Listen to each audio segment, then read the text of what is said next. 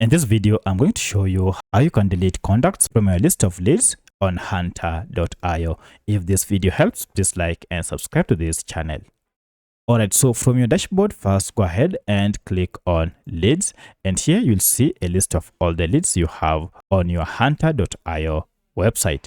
From this list, if you want to delete or remove individual leads, for instance, I wish to remove this second one, just go ahead and click on this ellipsis and you should see delete.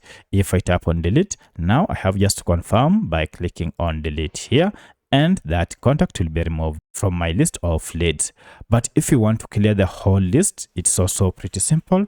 Just go ahead and click on the first box here. If you check, it will select all the other contacts that you have on your list, and then click on ellipsis here and you should see delete.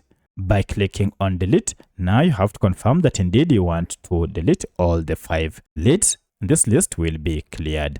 So that's how you can remove contacts from your lead list. If you have any other question, kindly let me know in the comment section. Otherwise, thanks for watching and let's meet in the next video.